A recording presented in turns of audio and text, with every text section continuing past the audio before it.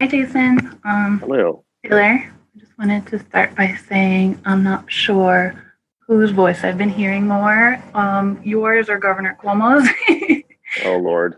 I've much been enjoying hearing you speak. What is up with Governor Cuomo's nipple piercings? I heard it was maybe suspenders. I really don't know. It's pretty like specific locations for suspenders. And they looked very I know. elaborate. It's like I know. I don't know there's why some you'd wear S&M thing suspenders going on. under. It's a little yeah, it's just like unexpected for a governor. Okay, go ahead. Okay, so this kind of piggybacks off of what you just said right now and what you said last session about fight or flight. Talking about being strong. So with my career, I've always been like a big softie and like kind of sensitive. And at work, I would see, I'm a nurse, so I would see a lot of people suffer and a lot of death and anger. And I used to cry in the med room every day. And my coworkers like, "Don't worry, you'll grow a thick skin." And I did, and kind of got jaded, and like developed a sense of dark humor. And I still use humor as a coping mechanism, but I kind of realized like this isn't me. This like tough, like hard ass kind of person, and drop the tough guy act because I realized like I'm not being true to myself. And then when the pandemic hit, I live in New York, so just talking to my friends in the hospital and nursing homes and just hearing all these horrible things, um, kind of shut down for a few weeks. And you were saying fight or flight, and there's like, the third aspect, which is freeze. So I froze. But I think as time went on, I kind of unfroze myself, and I'm back. But is there a way to still be strong and tough without, like, while still being true to yourself, if you're a very kind of sensitive, soft person who, like, cries watching the Joker, or, like from a magical perspective, or just from someone who's able to kind of. Were you crying because of the terrible screenplay? Like No, the writing was just like and they were kicking him when they were beating him up. Oh, I see. Yes. Yeah. But I don't know, like, how do you put on like a strong face and persona and go out there, but you come home and you're just like, it kind of all comes off and you kind of melt down a little bit. I call it white knuckling your way through life. And it kind of, I don't know, it fucked with me. I got hurt. So I've actually been out of the hospital since March 3rd. And I've kind of just been like, oh no, what can I do? Because I'm not there with my friends at the hospital. The hospital I was at got hit really hard. And the only solace that not, being there with my friends right now is I'm not bringing this home to my loved ones. And I don't know, I've been watching a lot of your courses on magic.me, and that's been like, okay, like I'm working on something, even though I'm not directly treating COVID patients right now. But like, I don't know, how can you like be a tough guy, but not, Yeah. like, but still be true to yourself? It's tough. Right, so no pun intended. Yeah. But this is interesting because there was a question. Did you watch Office Hours from last week? I did. Yeah. Yeah, so there was a related question from a nurse. Yeah. That one I kind of took as like a direct way, like when something's happening in the moment. Like, what about something like that's Yeah. more encompassing than just, I've had people throw chairs at me and like call me names, where I just let it roll off my shoulders. But like after years of it, it's like I just took your psychic protection course because I figured it's a great time for that. And I was wondering if there's like, something don't know, like a Right. technique that's like on steroids. At a time like Well, now. yeah, for sure. Right. This is such a strange situation. Well, the general, I mean, yeah, and New York is particularly tough for that. I mean, New York for me, I lived in New York for 7 years, and New York in general makes you, it forces you to adopt a thin skin because you Yeah. just deal with a lot of shit every day, and you see crazy shit. And the New Yorker attitude actually, I think, is very like, New Yorkers are really friendly, but they're Yeah. also, they can be, they know, like, they know their next destination, right? Yeah. And Lady J was one of my great teachers, who was Jen's wife, who passed in Mhm. 2006. But she was a nurse, and she worked in I think they lived in Ridgewood. There's a hospital east of Ridgewood. Not in the city directly. I'm about an hour out of it, but Oh, okay. I'm not familiar with their hospital system. So, but I mean, yeah, she was super. She's tough. Just a tough broad. I mean, like, one of the toughest people I've known. And but yeah, I mean, like, she was a nurse and then worked as a dom when she was not a nurse. So she was Oh, all that's about like smart. healing people and then hurting them. It's like, but the and was a Santeria priestess and all this, and I don't think that was good for her. But the basically, I mean, what we're talking about is yeah, I hate to be cliche, but we're talking about the establishment of boundaries, right? Which is in Yeah. terms of, like, a lot of people who are spiritual work as in healthcare or psychological care, providing or just caring for other people in general, right? And people can be not, it's like there's always the shock when you realize that, like, people are not necessarily grateful for people caring for them. And in fact, like, caregivers can be just the target of like incoherent rage, because when people are in that position, they feel that they've lost control, and then they attempt to regain control by like, oh, I'm just going to control this person who's right here and lash out The at them. 5 stages of grief. There you go. But it's like, for the person on the opposite end of it, it's just like, really, and Yeah. so, particularly now, I mean, in general, this is a tough one. And I definitely hit an overload point with, I'm from Southern California, so I'm a softie. So I just ended up back in Southern California after 7 years. That said, I mean, I miss New York. I really love it. But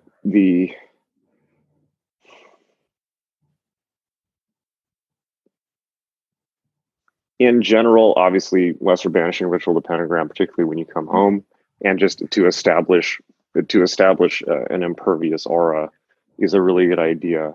But also being aware of, I will say, as a more general principle, and I don't remember if I brought this up last time or not, but it's when people fling shit at you, just essentially being aware of the physical sensations and differentiating mentally. Okay, this is actually, like, for instance, let me give you an example.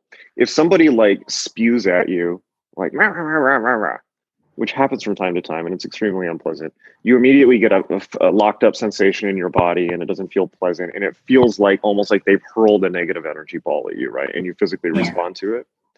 So a really useful thing for me, at least, was differentiating. Well, actually, that's not coming from them. That's actually coming from me, right? Mhm. It's my physiological response to that. So you can just sit with a physiological response and don't repress it. Like, allow it to do its thing. Mhm. It's attempting to, like, the physio. It's like an inflammation response. Yeah. It's attempting to process the emotions. And what happens a lot is that people misinterpret the physiological reaction for the actual thing, and then short circuit it. Like, they try to stop it. Oh, I'm tough.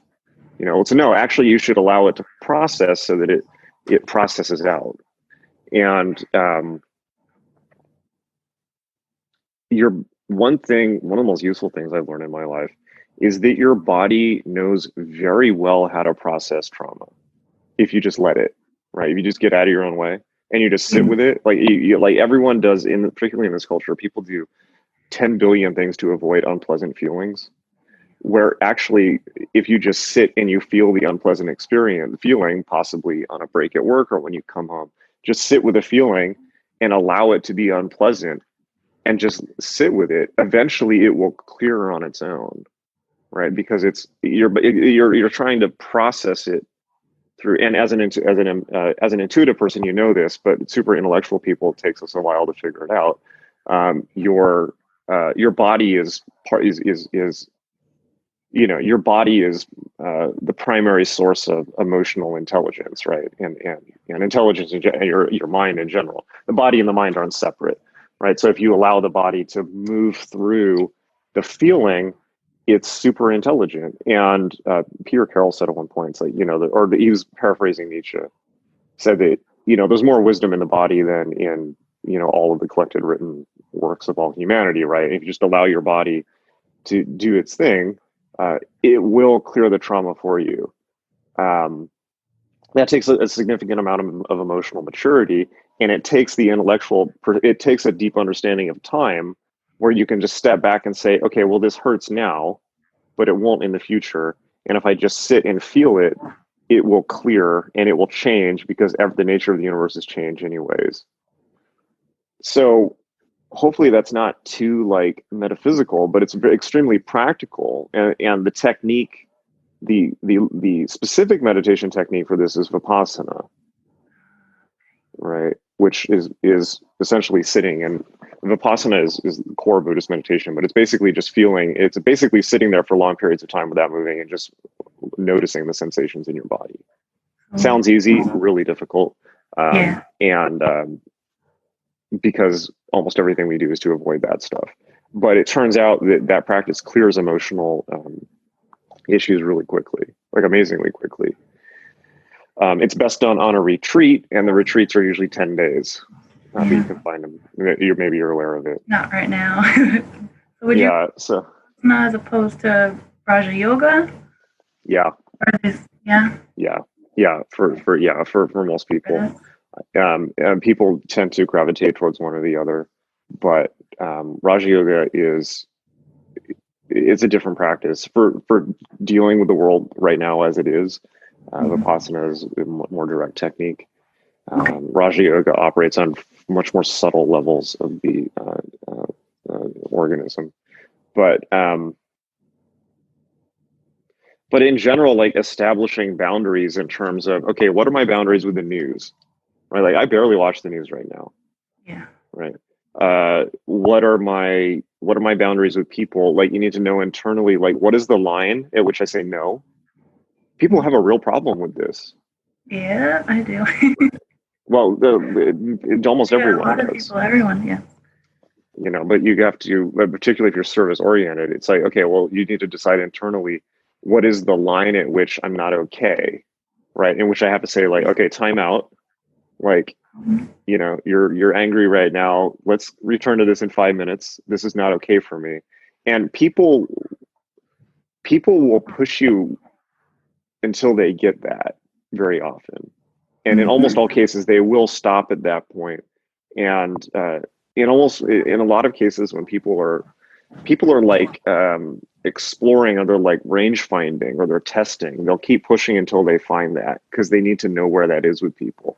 And this is why, for instance, people who are apparently friends, give each other shit constantly, right? In the various different ways, because they're trying to find where that point is for somebody. So, because then they feel like they know that person, and they know where they can trust them and where they can't. So, also these general psychological tool of I messages, where if somebody hits your no point and you're communicating with them, a good conflict resolution method is to communicate in I messages, meaning instead of you are doing this and you need to stop, it's I feel really uncomfortable right now and I'm not okay with this and I need to go somewhere else, or whatever it happens to be.